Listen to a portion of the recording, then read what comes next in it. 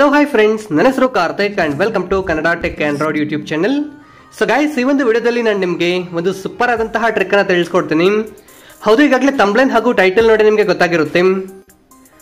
So ನೀವಾದ್ರೆ photos ಅನ್ನ ಹಿಡಿಲಿಕ್ಕೆ ನಿಮ್ಮ ಒಂದು ಮೊಬೈಲ್ ನಲ್ಲಿ ಇರುವಂತಹ ನಾರ್ಮಲ್ ಕ್ಯಾಮೆರಾನಾದ್ರೆ ಯೂಸ್ ಮಾಡ್ತಿರ್ತೀರಾ. ಸೊ ರೀತಿಯಾಗಿ ನಾರ್ಮಲ್ ಕ್ಯಾಮೆರಾನ ಯೂಸ್ ಮಾಡೋದ್ರಿಂದ ನಾರ್ಮಲ್ ಕ್ಯಾಮೆರಾದಿಂದ ಫೋಟೋಸ್ ಅನ್ನ ಹಿಡಿಯೋದ್ರಿಂದ ಆಬ್ಜೆಕ್ಟ್ ಅನ್ನ ಫೋಕಸ್ ಮಾಡಿ ಬ್ಯಾಕ್ ಗ್ರೌಂಡ್ ಅನ್ನ ಬ್ಲರ್ ಮಾಡ್ಲಿಕ್ಕಾದ್ರೆ ಆಗೋದಿಲ್ಲ. ಆದ್ರೆ ಇವತ್ತು ನಾನು ನಿಮಗೆ ಒಂದು ಸೂಪರ್ ಆದಂತಹ ಅಪ್ಲಿಕೇಶನ್ ಬಗ್ಗೆ ತಿಳಿಸ್ಕೊಡ್ತೀನಿ. ಈ ರೀತಿಯಾಗಿ ಆಬ್ಜೆಕ್ಟ್ ಅನ್ನ ಮಾತ್ರ ಫೋಕಸ್ ಮಾಡುತ್ತೆ, ಬ್ಯಾಕ್ ಗ್ರೌಂಡ್ ಅಲ್ಲಿ ಏನಿದ್ರು ಸಹ ಬ್ಲರ್ ಮಾಡುತ್ತೆ. ಈ ರೀತಿಯಾಗಿ DSLR ಕ್ಯಾಮೆರಾದಲ್ಲಿ ಫೋಟೋಸ್ ಅನ್ನ ಪಿಕ್ ಮಾಡಿದಾಗ ಯಾವ ರೀತಿಯಾಗಿ ಬರುತ್ತೋ ಸೊ ಅದೇ ರೀತಿಯಾಗಿ ಬರೋ ಹಾಗೆ ನಿಮ್ಮ ಒಂದು ಮೊಬೈಲ್ ನಲ್ಲಿ ನೀವು ಆದ್ರೆ ಕ್ಯಾಪ್ಚರ್ ಮಾಡಬಹುದು. ಸೊ ಖಂಡಿತ ಈ ಒಂದು ವಿಡಿಯೋ ಪ್ರತಿಯೊಬ್ಬರಿಗೂ ಸಹ ಇಷ್ಟ ಆಗುತ್ತೆ. ವಿಡಿಯೋನ ಸ್ಕಿಪ್ ಮಾಡಿದ್ರೆ ಅಂತ ತನಕ ನೋಡಿ. ವಿಡಿಯೋನ ಶುರು ಮಾಡೋಣ. ಶುರು ಮಾಡೋದಕ್ಕಿಂತ ಮೊದಲು ಒಂದು ಚಿಕ್ಕ ರಿಕ್ವೆಸ್ಟ್.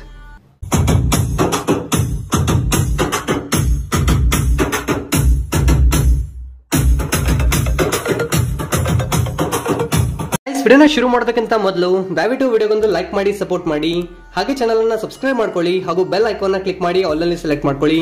ಹಾಗೆ ಎಲ್ಲರೂ ಸಹ ಈ ತರ ಕಾಮೆಂಟ್ ಸೆಕ್ಷನ್ ಅಲ್ಲಿ ಬಂದು ಸೊ ಈ ಒಂದು ವಿಡಿಯೋ ನಿಮಗೆ ಇಷ್ಟ ಆದ್ರೆ ಸೂಪರ್ ವಿಡಿಯೋ ಅಂತ ಹೇಳಿ ಅಥವಾ ಗುಡ್ ವಿಡಿಯೋ ಅಂತ ಹೇಳಿ ಒಂದು ಚಿಕ್ಕ ಕಾಮೆಂಟ್ ಮಾಡಿ, ಈ ತರ ಸೆಂಡ್ ಮಾಡಿ ಸಪೋರ್ಟ್ ಮಾಡಿ ಫ್ರೆಂಡ್ಸ್.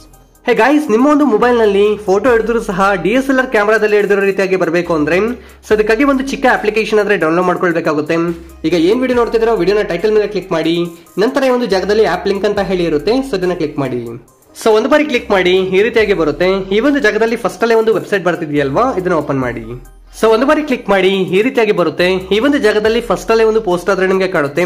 ಇನ್ ಕೇಸ್ ಈ ಒಂದು ಪೋಸ್ಟ್ ನಿಮಗೆ ಫಸ್ಟ್ ಅಲ್ಲಿ ಕಾಣಿಸಲ್ಲ ಅಂತ ಹೇಳಿದ್ರೆ ಕೆಳಗಡೆ ಸ್ಕ್ರೋಲ್ ಮಾಡಿ ನೋಡಿ, ಅಲ್ಲಿ ಸಹ ಕಾಣಿಸಲ್ಲ ಅಂತ ಹೇಳಿದ್ರೆ ಈ ಒಂದು ಟೈಟಲ್ ಅನ್ನ ಈ ಒಂದು ಜಾಗದಲ್ಲಿ ಸರ್ಚ್ ಮಾಡಿ. ಸೊ ಡೆಫಿನೆಟ್ಲಿ ಒಂದು ಪೋಸ್ಟ್ ನಿಮಗೆ ಕಾಣುತ್ತೆ, ನಂತರ ಓಪನ್ ಮಾಡ್ಕೊಳ್ಳಿ.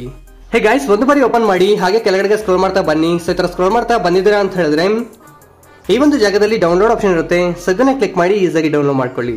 ಹೇ ಗೈಸ್, ಒಂದು ಬಾರಿ ಅಪ್ಲಿಕೇಶನ್ ಅನ್ನ ಡೌನ್ಲೋಡ್ ಮಾಡಿ ಇನ್ಸ್ಟಾಲ್ ಮಾಡಿ ಓಪನ್ ಮಾಡಿದಾರೆ ಅಂತ ಹೇಳಿದ್ರೆ ಇದೇ ರೀತಿಯಾಗಾದ್ರೆ ಬರುವಂತದ್ದು. ಈ ಒಂದು ಜಾಗದಲ್ಲಿ ಸೆಟ್ಟಿಂಗ್ ಆಪ್ಷನ್ ಇದೆಯಲ್ವಾ, ಇದನ್ನ ಕ್ಲಿಕ್ ಮಾಡಿ. ಸೊ ಒಂದು ಬಾರಿ ಕ್ಲಿಕ್ ಮಾಡಿ ಈ ಒಂದು ಜಾಗದಲ್ಲಿ ಫೋಟೋ ಸೈಜ್ ಅಂತ ಇದೆಯಲ್ವಾ, ಇದನ್ನ ಕ್ಲಿಕ್ ಮಾಡಿ. ಸೊ ಇದನ್ನೆಲ್ಲ ಸಹ ಫೈಲ್ ಸೈಜ್ ಅನ್ನೆಲ್ಲ ಸಹ ಹೈಯಲ್ಲಿ ಇಟ್ಕೊಳ್ಳಿ. ಸೊ ಇದೇ ರೀತಿಯಾಗಿ ಸೇಮ್ ಎಲ್ಲ ಒಂದು ವಿಡಿಯೋ ಸೈಜ್ ಅದೇ ರೀತಿಯಾಗಿ ಫೋಟೋ ಸೈಜ್ ಅನ್ನೆಲ್ಲ ಸಹ ಹೈಯಲ್ಲಿ ಇಟ್ಕೊಳ್ಳಿ. ಸೊ ಹಾಗೆ ಕೆಳಗಡೆ ಸ್ಕ್ರೋಲ್ ಮಾಡ್ತಾ ಬನ್ನಿ. ಈ ಒಂದು ಜಾಗದಲ್ಲಿ ಫ್ಲೋಟಿಂಗ್ ಶಟರ್ ಬಟನ್ ಅಂತ ಇದೆಯಲ್ವಾ, ಇದನ್ನ ಆನ್ ಮಾಡ್ಕೊಳ್ಳಿ. ಸೊ ಇದನ್ನ ಆನ್ ಮಾಡ್ಕೊಳ್ಳಿ. ಏನಕ್ಕೆ ಯೂಸ್ ಆಗುತ್ತೆ ಅಂತ ಹೇಳಿ ಮತ್ತೆ ತಿಳಿಸ್ಕೊಡ್ತೀನಿ. ನಂತರ ಈ ಒಂದು ಜಾಗದಲ್ಲಿ HDR ಅಂತ ಇದೆಯಲ್ವಾ, ಇದನ್ನ ಆನ್ ಮಾಡ್ಕೊಳ್ಳಿ. ಇನ್ ಕೇಸ್ ಏನಾದ್ರು ಲೋ ಲೈಟ್ ಅಲ್ಲಿ ನೀವು ಫೋಟೋನ ಕ್ಯಾಪ್ಚರ್ ಮಾಡಿದಿರಾ ಅಂತ ಹೇಳಿದ್ರೆ ಸೊ ಬ್ರೈಟ್ ಆಗಾದ್ರೆ ಆ ಒಂದು ಫೋಟೋ ಅನ್ನೋದು ಬರುತ್ತೆ. ಸೊ ಒಂದು ಬಾರಿ ಆನ್ ಮಾಡ್ಕೊಳ್ಳಿ. ನಂತರ ತುಂಬಾ ಆಪ್ಷನ್ಸ್ ಆದ್ರೆ ಇರುತ್ತೆ, ನೀವು ಬೇಕಾದ್ರೆ ಟ್ರೈ ಮಾಡಬಹುದು. ಸೊ ನಂತರ ಬ್ಯಾಕ್ ಬನ್ನಿ. ಆಗ್ಲೇ ಶಟರ್ ಬಟನ್ ಆದ್ರೆ ಆನ್ ಮಾಡ್ಕೊಂಡ್ರೆ ಅಲ್ವಾ, ಏನಕ್ಕೆ ಅಂತ ಹೇಳಿದ್ರೆ ಈ ರೀತಿಯಾಗಿ ಬರುತ್ತೆ. ಸೊ ನೀವು ಜಸ್ಟ್ ಇದನ್ನ ಕ್ಲಿಕ್ ಮಾಡೋದ್ರಿಂದಾನೆ ಸೊ ಇದನ್ನ ಕ್ಲಿಕ್ ಮಾಡಿದಿರಾ, ಇನ್ ಕೇಸ್ ನಿಮ್ಗೆ ಅಡ್ಜಸ್ಟ್ ಆಗೋ ಜಾಗದಲ್ಲಿ ಇದನ್ನ ಇಟ್ಕೊಂಡು ಕ್ಲಿಕ್ ಮಾಡಿದಿರಾ ಅಂತ ಹೇಳಿದ್ರೆ ಫೋಟೋಸ್ ಆದ್ರೆ ಕ್ಯಾಪ್ಚರ್ ಆಗುತ್ತೆ. ಸೊ ಈಗ ಈ ಒಂದು 3 ಡಾಟ್ಸ್ ಅನ್ನ ಕ್ಲಿಕ್ ಮಾಡಿ ಇಲ್ಲಿ ಬ್ಲರ್ ಅಂತ ಆಪ್ಷನ್ ಇದೆಯಲ್ವಾ, ಇದನ್ನ ಸೆಲೆಕ್ಟ್ ಮಾಡ್ಕೊಳ್ಳಿ. ಸೊ ಇದನ್ನ ಸೆಲೆಕ್ಟ್ ಮಾಡ್ಕೊಳ್ಳೋದ್ರಿಂದ ರೀತಿಯಾಗಿ DSLR ಕ್ಯಾಮೆರಾ ರೀತಿಯಾಗಿ ಮೇನ್ ಆಗಿ ಆಬ್ಜೆಕ್ಟ್ ಅನ್ನ ಫೋಕಸ್ ಮಾಡುತ್ತೆ ಹಾಗೂ ಬ್ಯಾಕ್ ಗ್ರೌಂಡ್ ಅನ್ನ ಬ್ಲರ್ ಮಾಡುತ್ತೆ. ಸೊ ಈ ಒಂದು ಜಾಗದಲ್ಲಿ ಗಮನಿಸ್ತಿರಬಹುದು ನೀವು ಆದ್ರೆ. ಸೊ ಈಗ ನಾರ್ಮಲ್ ಕ್ಯಾಮೆರಾನ ಓಪನ್ ಮಾಡ್ತೀನಿ. ನೀವೇ ನೋಡ್ಬೋದು ಈ ಒಂದು ಜಾಗದಲ್ಲಿ ಯಾವ ರೀತಿಯಾಗಿ ಬರುತ್ತೆ ಅಂತ ಹೇಳಿ.